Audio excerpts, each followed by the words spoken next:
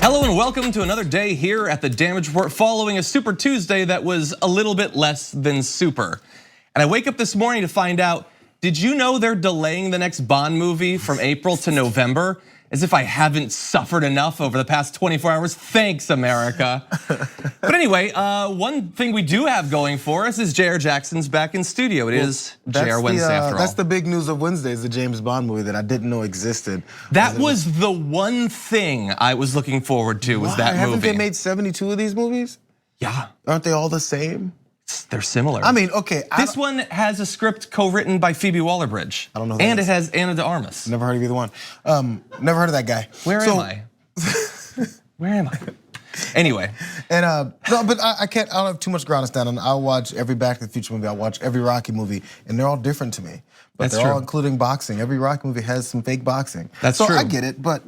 That's true. I love that your reference to a series you watch is Back to the Future, which hasn't had a new movie in 32 years. That's what makes it even worse, that I will still watch it. I will still watch it. It's a great series. They should make another one.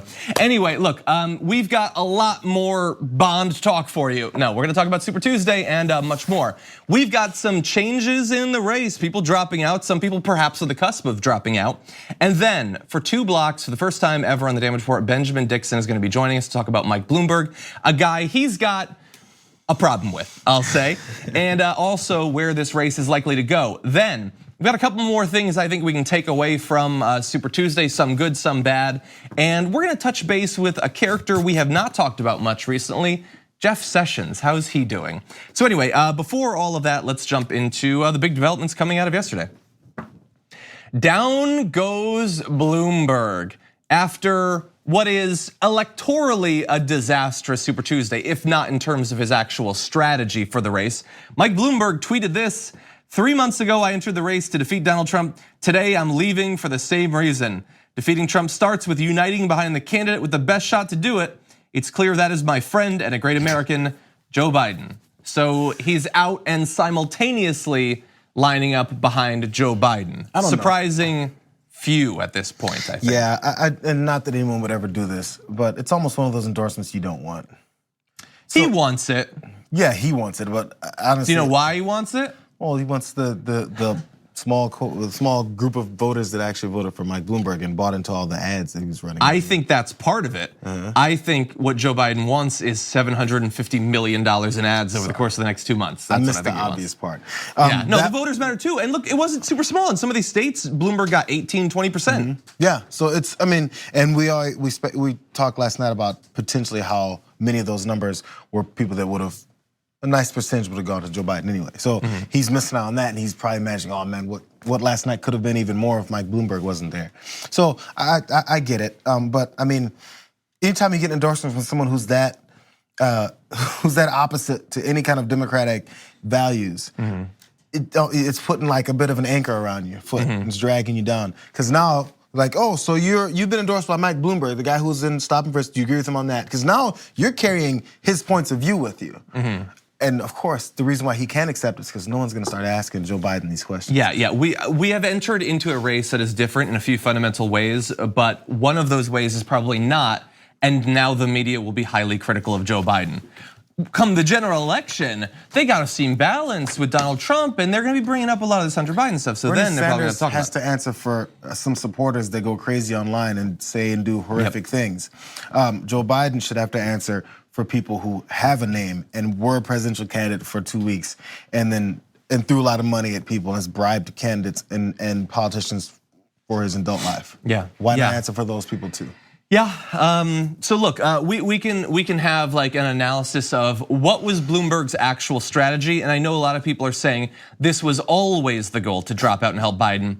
Look, maybe in the end result, the result is the same, but when I'm analyzing the behavior of an incredibly arrogant billionaire, I generally think they're in it for themselves. Oh, absolutely. Let's not get it twisted. He could have spent the $500 million on Biden in the beginning if he wanted to. He wanted to be president, and he was a fool to think that he would be. Now, let's just touch base with what he spent. He spent, but depending on who you talk to, between $500 and $600 million for that run. And Christopher Ingram tweeted, jog. A jog, yeah. It wasn't much of a run. Bit of a sprint. With a net worth of about $62 billion, Bloomberg spent about $500 million. That's equivalent to a typical American with $100,000 net worth spending $830. I don't know if I'd call that the typical American, so it's probably less than that. But another way to think of this, Bloomberg spent less than a third as much of his wealth as a middle-class person who maxed out their individual campaign contribution. Wow. A tiny little bit. And there was great commentary from this too, from one Kenneth Klippenstein, who said, Bloomberg claims to hate socialism, and yet his campaign redistributed huge amounts of billionaire money to poor young people. Curious. And they're referring to the digital influencers that signed on. They got paid really well to say that they like a man for a week and a half. It's a pretty good gig. They're still getting paid, by the way. Many of them are, remember, it was a full contract. Yeah. Yeah, it's not like the NFL where you have the contracts that aren't guaranteed. These contracts are guaranteed and they go through. And you know what, it's not a bad gig if you're just a person who maybe wasn't locked in on one particular candidate or didn't have a disdain for Bloomberg but knew he was a horrible choice. Go ahead and get your money and move on. Exactly. And one person who's not quite moving on just yet, Donald Trump, who tweeted, Mini Mike Bloomberg just quit the race for president. No, he quit the race. Why is it in, he quit. That's what the word means, he did. You know what, here's a suggestion. Sorry, I'm gonna let you finish, Doug. Donald needs to start replacing these quotes with like capitals. Because sometimes he capitalizes the entire tweet and that's a different problem. But if you wanna emphasize a word, I know you can't do a bold. Or italics. Yeah. Maybe throw a capital on there. Yeah, quotes don't do that. Can we put that sentence up? Because here's the thing. You could make an argument for quotations around the word mini, the word Mike, it is a nickname after all, the word just, the word race, indeed even the word president. Quit is one of the only two words in that sentence that it does not make sense to put quotation marks around. But anyway, he's not wrong that he's gonna pour money into Sleepy Joe's campaign. And look, again, like I said yesterday, I am glad to now have the two sides very clearly identified so that they can go head to head. But in terms of money and everything, this is not bad news for Joe Biden. Yeah, no, and we'll see where that pans out. I want to see where the money starts coming in, and it was mentioned before, which was always surprising to me that Joe, I've said it 5 times now, falling into last week, that he was potentially short on cash. I'm amazed by that, but there was a good explanation for that at least. And it turns out it didn't matter because he didn't have to campaign. The states still did well. Okay, very briefly, let's touch base with one more topic. Elizabeth Warren did not have the Super Tuesday that she was hoping to, even the hopes that she probably had yesterday. In her home state, she finished in third with 21.6% of the vote. A big gap between her and Bernie Sanders in second, let alone in first with Joe Biden, who trounced her there. That's her home state. She has to run for re-election eventually. And total math, the delegates, let's bring up the count there after Super Tuesday. She's got 36, that's true. She's narrowly beating Pete Buttigieg now, but she is not even it's not even a third place at this point. And so I know this is like bullying or whatever, but that's the electoral math. It is a race between two candidates. That's all it is. And it is possible that is starting to be accepted by her camp. Warren flew home to Boston late Tuesday after a Detroit rally. She has no public events scheduled for the day. A senior campaign official told The Hill she would meet with staff to gauge her remaining chances, and her campaign manager, Roger Lau, sent out an email saying, we are obviously disappointed, and we're gonna announce shortly that Elizabeth is talking to the team to assess the path forward. So does that mean that she's dropping out? Not necessarily, but the odds look like they have gone up significantly. Usually when you're meeting with staff, not usually, in cases that I've seen, when you're meeting with staff, somebody's writing the letter or writing the script. And you just have to make sure we have it right and edited it and make sure that we proofread it and everything and make sure everything is fine. Because I think it's coming. Where's the path? There's no path. Yeah. Unless she's looking to regain on Super Saturday. Yeah, and look, if you're still a Warren fan, I know you're very angry at me for saying that there's no path, but you know numerically there is not a path. And so she has to decide what effect does she want to have on the race. The effect she's gonna have is not to win it, that is gone. But what is she going to do? We'll see, I could make predictions. I will say that what I had been advising her camp to do for the past few weeks to salvage her reputation and goodwill of the left in the Democratic Party, that door is mostly closed at this point. It seems kind of tough at this point. Like, a lot of times if someone is this level of a candidate and then they potentially have a place to be as, say, a running mate, which I don't think she's interested in, I gotta be honest. But even if she was, of the two candidates that are ahead of her right now, I kind of think she doesn't have a lane with either one of them in that position. Yeah. I mean, could Biden think that bringing her on as a VP would help him to get some of those supporters? Maybe, but I wouldn't put her for Joe Biden's top 10 VP picks. Right. Maybe she makes like 10 to 8 or so. I mean, I was expecting they would come out with Kamala Harris announced this morning. Right. I think it's certainly, it's likely in the wings. I'm thinking that's it. Yeah. I was thinking that when Kamala dropped. Yeah. Well, we'll see. Okay, so we've got much more on the race. We're gonna take a short break. When we come back, a little bit more on Mike Bloomberg from one of the men who did, perhaps second only to Elizabeth Warren, the work in taking him down. Benjamin Dixon will be joining us after this. We need to talk about a relatively new show called the Republic, or UNFTR. As a Young Turks fan, you already know that the government, the media, and corporations are constantly peddling lies that serve the interests of the rich and powerful. But now there's a podcast dedicated to unraveling those lies, debunking the conventional wisdom. In each episode of the Republic, or UNFTR, the host delves into a different historical episode or topic that's generally misunderstood or purposely obfuscated by the so-called powers that be, featuring in-depth research, razor-sharp commentary, and just the right amount of vulgarity. The UNFTR podcast takes a sledgehammer to what you thought you knew about some of the nation's most sacred historical cows. But don't just take my word for it. The New York Times described UNFTR as consistently compelling and educational, aiming to challenge conventional wisdom and upend the historical narratives that were taught in school. For as the great philosopher Yoda once put it, you must unlearn what you have learned. And that's true whether you're in Jedi training or you're uprooting and exposing all the propaganda and disinformation you've been fed over the course of your lifetime.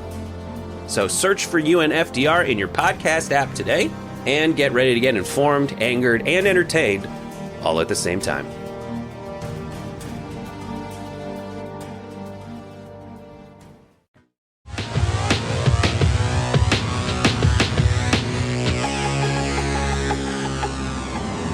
Mike Bloomberg is now out after spending more than $500 million in a vanity project to become president. And look, a few people deserve credit for taking him out. Obviously, Elizabeth Warren dealt him some major blows 2 debates ago. But I would make the case that the person who deserves the second most credit is joining us now on the show. Journalist, progressive activist, and host of the Benjamin Dixon Show. Benjamin Dixon, welcome to the Damage Report. Thanks so much for having me. It's a pleasure. Very glad to have you here. We've been wanting to talk to you for a while. This is the perfect topic, the perfect day, though. Were you surprised by the news this morning that Bloomberg was out? No, not entirely. I mean, with all the other consolidations that took place, the other endorsements from Buttigieg, from Klobuchar, I expected this because, we all know, Bloomberg got in this to stop Bernie Sanders and Elizabeth Warren, particularly their wealth tax. So once they saw they had a route to reroute outside of Bernie Sanders and they could go through Joe Biden, I figured this was coming soon. So there's a good chance that our audience already knows, but in case they don't, you are the journalist that unearthed the Xerox audio of Mike Bloomberg talking about stop and frisk. And I'm gonna say, as honestly as I've heard him, he admits that it's discriminatory there. He just happens to like that. He likes how brutal, how cruel it is. And so great work there. I'm just curious, like if we hadn't had that and a few of the other things that popped up, do you think that this race might have turned out very differently? Yeah, I think it's possible that we could have faced the possibility of a Super Tuesday that coalesced around Michael Bloomberg. And I think that possibility, to me, it's very real, right? There was no guarantee that Joe Biden was going to get the boost that he got, and then we would have been looking at the party coalescing around Michael Bloomberg as some type of inevitable nominee. And I think that would have been far worse. Not excited about what happened last night on Super Tuesday, but it could have been worse because I think it could have been Bloomberg in that spot. So yeah, I'm curious. I guess I know your opinion now. We were having a debate on our coverage yesterday, myself and Ben Mankiewicz, about who would have been the worst general election candidate, if it had to be Biden or if it had to be Bloomberg. And I personally believe Bloomberg would have been a far worse candidate and indeed president. Where do you come out on that? Yeah, I think, well, it's hard to tell now. I think Joe Biden is going to be uniquely bad to run against Donald Trump for some key things. But I do believe that he would be a better president than Michael Bloomberg. Michael Bloomberg is a certified Republican oligarch with a track record of authoritarianism in New York. I just don't think we would have wanted to risk that as the nominee or the president. Ben, this is Jayar. Hey, Jayar, how's it going? What's up, man? We were on forever last night, and I guess we'll switch not directly on Mike Bloomberg, at least from my point of view, because at least he's gone. So as far as last night, there was a lot of I guess glum feelings. There's a mood and there's clouds over it and all this stuff. There's rain clouds over everyone. Where's your take on how everything came out and where your energy and I guess positive approach still possibly is, or have you given up too? No, I definitely haven't given up, man. There's a lot of miles to go.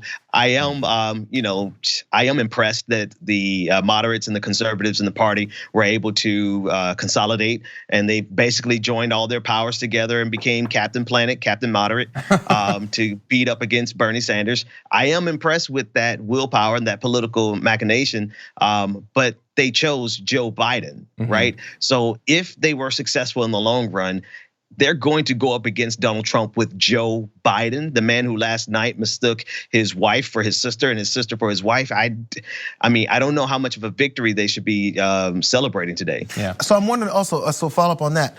Do you think the numbers as far as the Democratic voters that they're expecting to get under Joe Biden, establishment, and whatever percentage of progressives and liberals that also come on board to vote for him, if we're going on this scenario of if he wins, because again, I'm on the same vein. I don't think any of this is over. But if it's along that, do you think maybe they're playing, we don't need to try to pull any kind of, at least last cycle Trump supporters, because we're just gonna throw this guy in. Enough people have seen 4 years of Trump and are disgusted by it, even people who voted for him. So we don't really need to do much. We can have a guy who has blanks on stage and during campaign events, and it's okay, people overlook it because anything is better than Trump. Do you think they're banking on that?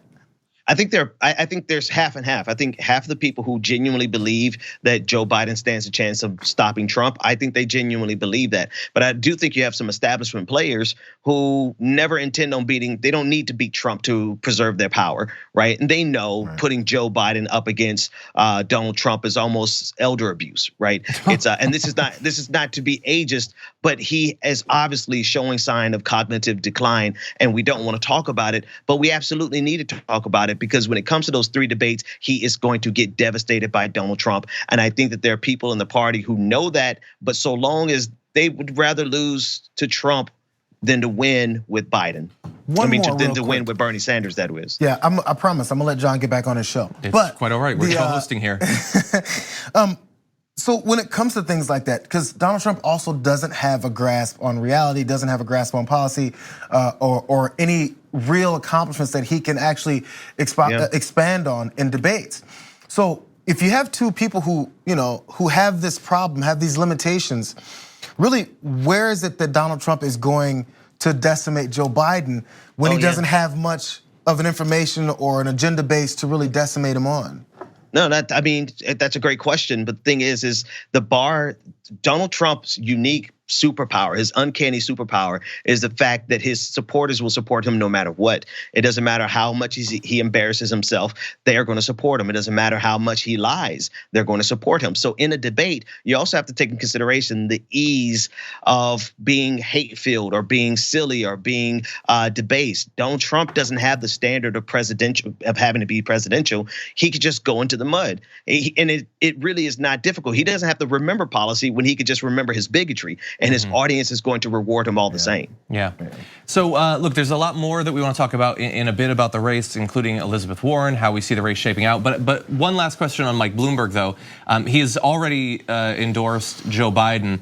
How concerned are you for the future of the race about the possibility that we're now seeing not only a huge set of staff and offices for Joe Biden in all these states already set up, but possibly 1 or 2 or 6 or $800 million in anti-Sanders ads?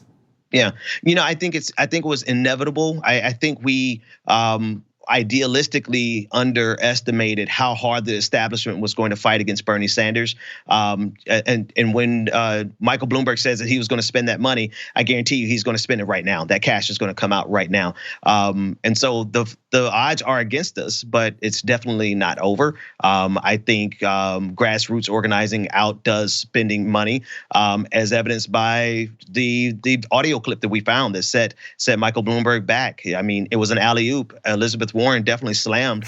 She definitely dunked on him several times in the debate. But that just goes to show you sometimes money isn't everything in politics. Yeah. Hopefully, everyone stick around. Benjamin's going to be with us after this.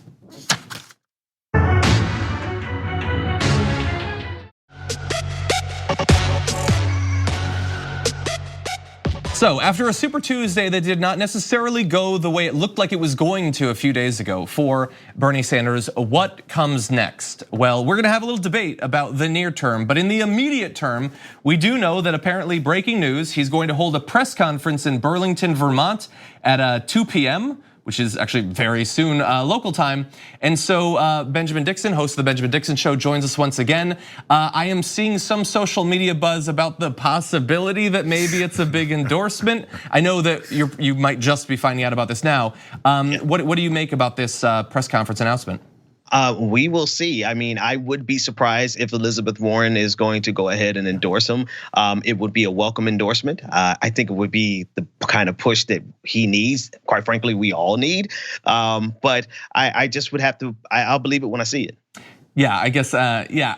This is the sort of morning where I am just looking for some good news, I guess, and we'll see. I know it would be pretty shocking at this point if one particular endorsement did come in. Can I on that line, because this is speculation when people want Elizabeth Warren to drop out before Super Tuesday. Directly to Ben, because I've talked to everyone else here about it. Do you think that's a good move, and how much would that really accelerate things with Bernie Sanders? If Elizabeth Warren was on board with Bernie Sanders? Oh no, I mean, that would be huge, right? Then we could finally have the conversation about the divide that has been in the Democratic Party forever. It would literally be the progressive movement in total against the conservative, moderate, centrist movement in the Democratic Party. So I would love it, to be honest with you. How do you feel hardcore Bernie Sanders supporters would respond? Because there's been a little bit of anger and distrust and pushback because of some of the things Elizabeth Warren has done, because everyone's hyper because of how important this election is. Right. I would just say, just be willing to accept this information, right? Accept it and not reject it. It's a good truth, right? It's a good thing that is happening. It helps you towards your goals. So sometimes accepting good things that help you towards your goal means to just kind of bite your tongue a little bit. It's okay. It's okay. Hold back. It'll be worthwhile to have the endorsement.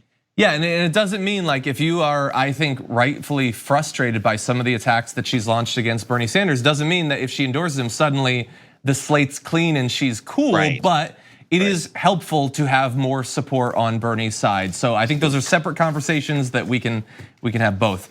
Benjamin, I am curious though, in terms of overall campaign strategy, regardless of what happens today for Bernie Sanders, the race is different than it looked like it was going to be a week ago. It's very tight in terms of the delegate count. It looks like we will end up with a 1 versus 1 race.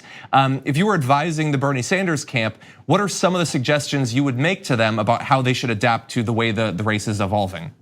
Yeah, so I probably would catch a lot of flack for this, but I'm gonna say, put your money in converting older voters. The young vote has not, and when we say young, I think under 29, I think it was like 10% in South Carolina turnout. It is ridiculously low, and I don't know that we can count on them to help us win these primaries. Now, this is I think they're a revolutionary generation. I think they're more left than us, but in terms of getting up and coming to the polls, they haven't done that so far. So I think one of the things they're gonna have to do is try to convert as many boomers as possible, which may be the most difficult thing they ever try.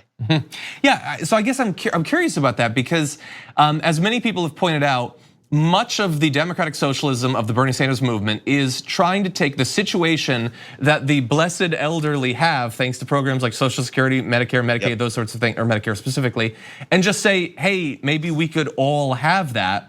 But the thing is, those older voters already do have that. So how do you think you should go about trying to get some of them to take a look at him when they've historically been a little bit scared of his approach? They've been told that he's too radical.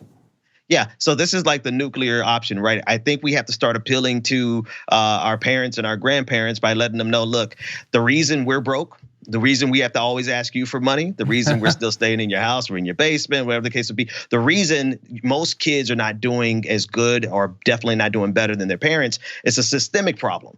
Right. And if you want your kids to keep living in your basement, if you want that's the only way that you can really appeal to boomers. I know it's kind of tongue in cheek and I know it's kind of cringy, but they really have that view of younger generations, particularly those boomers who are established. Right. You have plenty of radical boomers who are farther left than all of us. Right. But then there are a lot who make up the establishment and they have this certain condescending gaze when they look at us in terms of our accomplishments. But there's a reason your kid and your neighbor's kid and the grandkids across this country, it's systemic, right? And we're fighting against forces that we can finally address with the presidency of Bernie Sanders. You know, and I'm also curious. So that was sort of for the Bernie camp. For people like us who have shows, maybe people watching this that communicate on social media and in real life, we're looking at a possible race where Biden is about to get, like more money than God has spent on ads. Some of it supporting him, probably most of it attacking Bernie Sanders. The media has so far not done their job in properly vetting Joe Biden. They let the whole "I was arrested in South Africa" thing effectively dissipate after an hour or two. And so how do we make sure that people know who these two candidates really are?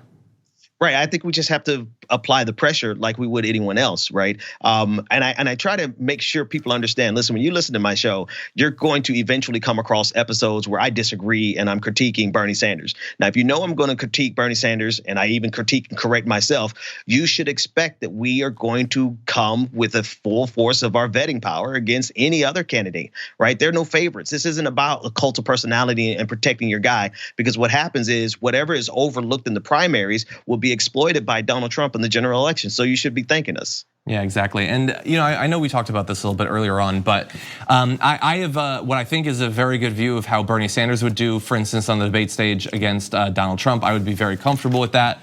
We all have concerns about Joe Biden there. I mean, so like looking forward, and like we've said a million times, it is an over by a long shot. If it were Joe Biden, tell me a little bit about your feelings about the general election and how that might play out.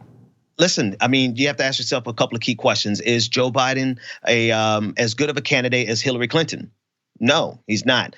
Does he have a movement behind him that will go knock on doors and canvass? No, he doesn't. Is he actually going to be able to convert enough Republicans to actually make up for the depressed vote that he's going to encourage, right? No, he won't. And so no one can make a logical explanation, a reason to say why he is going to perform better against Donald Trump than Hillary Clinton did. And then the flip side of it is Donald Trump supporters are motivated. Like they're going out into the primaries, they're voting, they're showing up to his rallies, they're still buying his merchandise. They have fresh and clean "Make America Great Again" hats for every occasion. So you really are underestimating the force that's behind Donald Trump if you think that you can go into this general election with someone who does not have an inspirational bone in his body. Ben, let's address another one of the arguments that I think the establishment, at least on the Democratic side, has been pushing as far as the fear of Bernie Sanders. So they think we need an establishment person because we have to worry about the down ballot elections, because we need support in Congress in order to have a president doing things. If you have a President Sanders that has a Republican Congress still headed by Mitch McConnell, and then they're also even fear-mongering on potentially flipping the House back to Republicans, they're saying that Biden is the safer choice. Where do you see that argument, first off, in its validity? And number two, is Bernie Sanders' potential in being in that spot, does it really hurt down ballot candidates in it? Right. Okay. Let's start there. Right. It doesn't hurt down ballot because it's a good assumption that you're going to get different people to come to the polls to support someone who is an outsider like Bernie Sanders. And that's the difference, right? In the general election, you're looking for that marginal voter who maybe would have voted, maybe not, or that voter who says that, oh, finally they're going to do something for us, and so I'll show up. Because I mean, we really are at about 50% of the population that actually participates in the voting process. So in order to win, the Democrats have to overperform with their base, but they also have to pick up some of those marginal voters on the edges. And Joe Biden is not going to inspire that. Bernie Sanders would inspire that because of his message that speaks to the material conditions of people, of everyday people. Now, to the first question, I think I honestly, I think that kind of sums it up, right? So Joe Biden is going to be a shortfall. He's not going to inspire, and Bernie Sanders, he absolutely would inspire. So this idea that he's not going to, or that he's going to hurt the down ballot tickets, it's really just the establishment pushing this red scare of him being a socialist, a democratic socialist. They're still peddling this when the data is coming out, is showing us that the population, they're coming to terms with the word socialism, and they're definitely coming to terms with Medicare for all. What do you do to calm the fears of those establishment voters, because they're buying into it? And I get he may get those offshoot voters, but then the hardcore ones that you mentioned, I maybe even answered it earlier when you were talking about he has to pick up the boomer population, but and because those are people that are potentially will not vote down ballot. At least that's what I'm saying. I guess I'm portraying their question, their intention. So if we think that they won't participate down ballot, then we really have to ask the question if we have irreconcilable differences with the Democratic Party, right? If there is a generational divide, there's somewhat of a racial divide, but I think it's really ideological, pure and simple. If you believe that the government should do something for the people, then you're going to be voting for Bernie Sanders in this case. Right. If you believe everything is fine and just the way it is, you'll be voting for Joe Biden. And the reason I put it in terms of that is because if you really explore where these people get these ideas from, as far as Joe Biden's electability is coming straight from mainstream media. They've been indoctrinated. They have been subject to all of the hundreds of millions of dollars of free advertisement earned media that the media gave Joe Biden over the weekend. I mean, they believe it as a statement of faith without any evidence. I don't know how you deprogram that.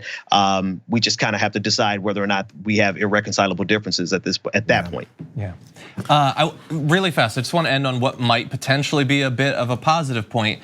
I'm casting about and I'm thinking, what are some big things that could shake up this race? And the first thing I think of is a two-man debate between Bernie Sanders and Joe Biden. Oh, yeah. We've talked about Joe Biden versus Donald Trump. How does Biden stand up when there's no one to hide behind on that stage and it's just him and Bernie? Yeah. So in terms of the audience, in terms of the listening audience, what we're going to find is that we've changed the paradigm of Democratic primaries. And what I mean by that is there's going to be celebration from the audience, from the establishment, from centrists, the more conservative that Joe Biden sounds, the more he rejects the vision of Medicare for all, college for all, canceling student debt, the more conservative he is, the more they're going to celebrate him. And I think that that's going to shift, kind of fundamentally shift the nature of the Democratic Party going forward. In most primaries, you go to the left in order to win the primary, or you go to your base. Like if you're in the right, you go to the far right to satisfy your base. Here in the Democratic primary, we see you're going to have to go towards the right and become more conservative. And I think that that's going to really kind of delineate how good or bad the debates are. Like, it's how much will the Democratic Party base accept the more conservative values of Joe Biden? I think they're going to accept it with open arms. Now, on the flip side, will Joe Biden have the cognitive capacity to go 3 rounds with our guy? I honestly don't believe he will. Okay, well, we have like 2 weeks to find out. I think March 15th is the next debate. Benjamin Dixon, journalist and host of the Benjamin Dixon Show. Thank you so much. Had a lot of fun talking politics with you. Thanks for having me. My pleasure. We'll see you in just a few.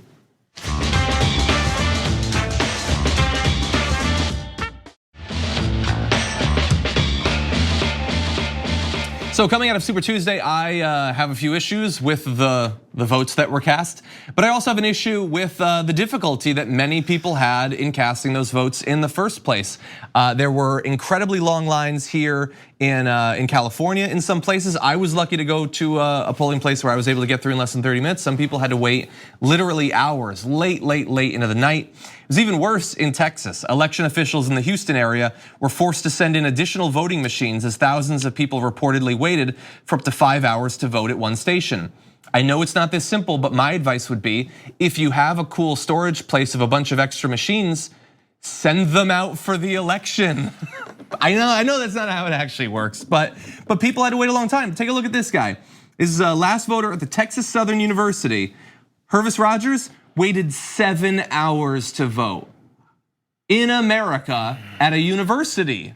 We can't keep talking about how we have the best system in the world. We can't keep talking about how we're this democratic juggernaut, and we need to teach the world how to really how to carry on their government if we can't carry it out. So you have extra voting machines that you had to emergency rush in because there wasn't enough.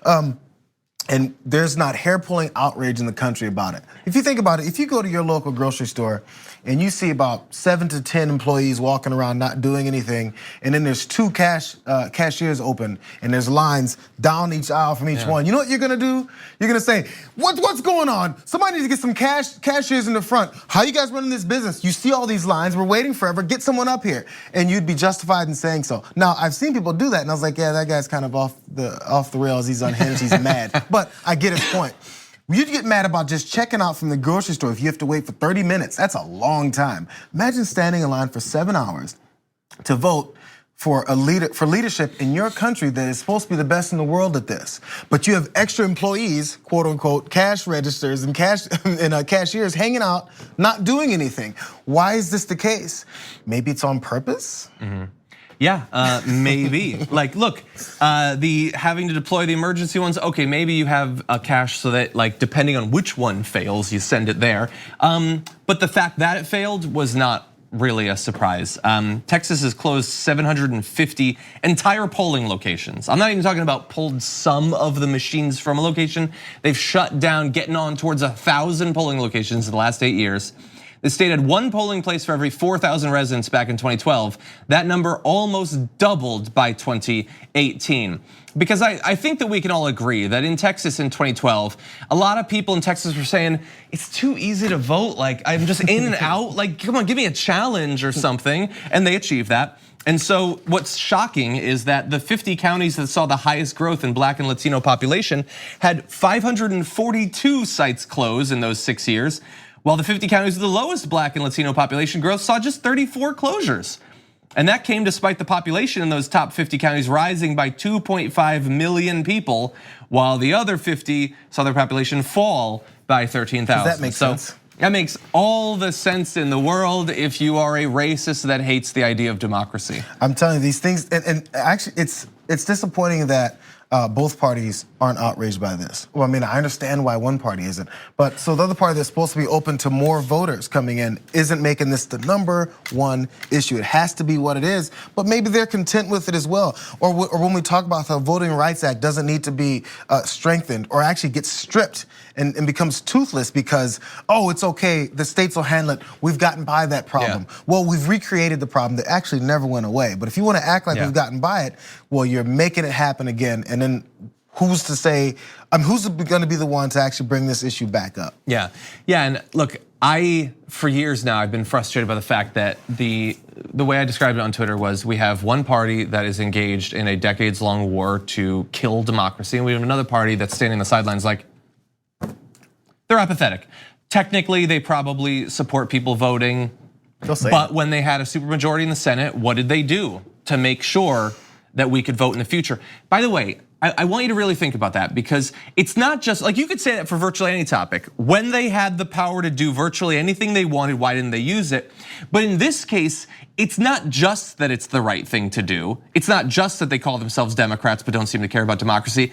It would help them pragmatically to win elections in the future, and they still didn't do it. So why the lack of action? Why is it the case that this can continue to develop, not in the 70s, 80s, 90s, but up to and including 2018, they're still doing this. And the Democrats, for the most part, are like, yeah, that's unfortunate. Man, oh, that Trump, he's a bad guy. You know, maybe I like to do reverse on people that are very, like, don't care about other people's rights. So maybe we should start having a push. Not enough old, rich, white people have enough opportunity to vote. I want to give them more of an opportunity to vote. We keep closing polling locations in white, rich areas. What's the matter with this country? We need to make a major push because white folks are losing their rights to vote. Let's just keep pushing this false narrative, and maybe they'll point out and say, hey, you guys, old rich white folks don't have any hurdles in voting. Like, that's right. That is right. Yeah, it's nice. It's nice. Okay, we're gonna take one last break. When we come back, let's see what's going on with Jeff Sessions.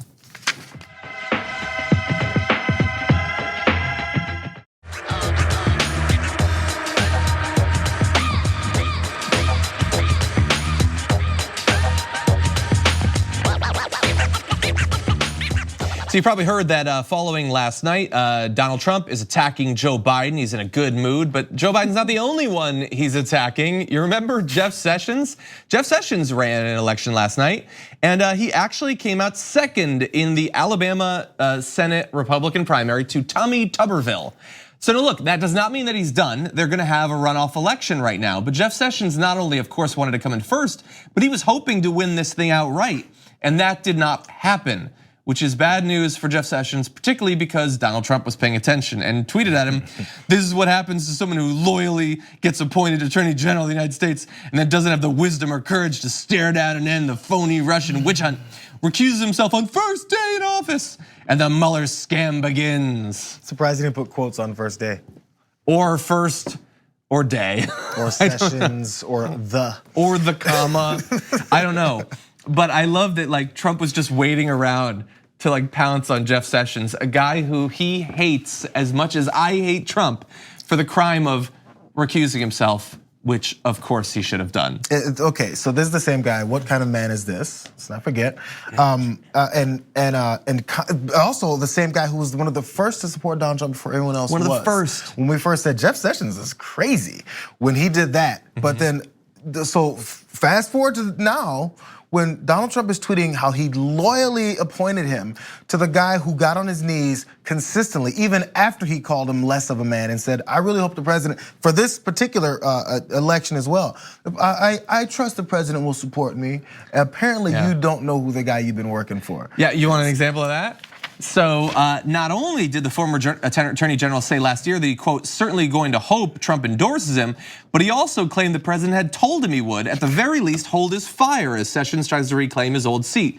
Quote, he said he's not going to attack me in the race, Sessions said during a Fox News interview. I don't even doubt that he said that, but you believed him? Oh my God. I hated the term when he said, "What kind of man is this?" Because that, of course, denotes the fact that only men can have courage and stand up and do things like that. So that's Trump's first thought process. But this feeds into that. Yeah, what kind of courageous person is this? We'll just give it to him, forget man or woman.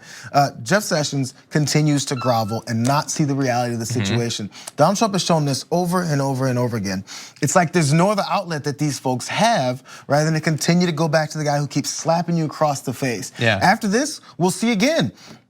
If Jeff Sessions decides to maybe do something about it, because right now he's inflicting pain on your potential runoff against Tuberville. Yeah. That's his plan. So I mean, at one point you got to stand up because he can't wait to gloat if you lose in this general in this runoff and go, "Ha, told you, he lost because of me." Yeah, he wants it to be about him, like always. Yeah, and there's two things. One, like I love the fact that he honestly thought Trump would not attack. Like if, as the blade slides into your back from Donald Trump, there's only one thing you can reasonably say. Yeah, that's about right.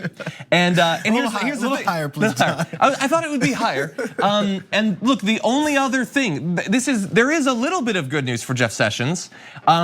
Trump's view of you, it fluctuates so much that if Sessions wins and pledges loyalty again, Trump will be talking about how he's the best person in the world until he ever votes against Trump, in which case he will then be the devil himself. I actually really want Sessions to suck up to really see what Trump will do.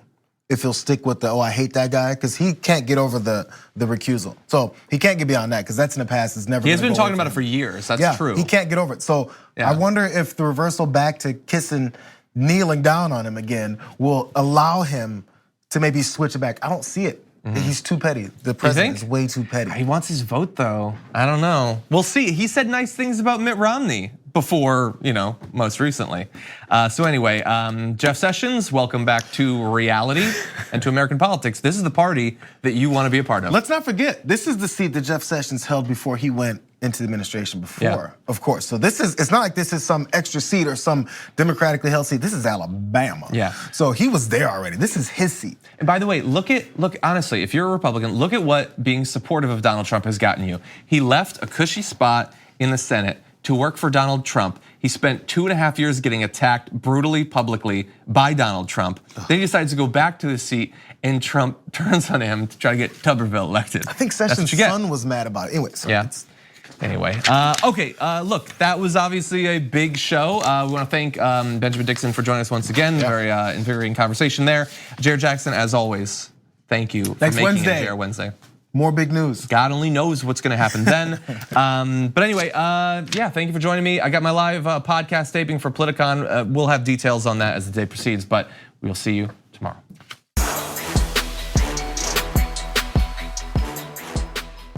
Thanks for listening to the full episode of The Damage Report. Support our work, listen ad-free, access members-only bonus content, and more by subscribing to Apple Podcasts at apple.co/TYT. I'm your host, John Adarola. I'll see you soon.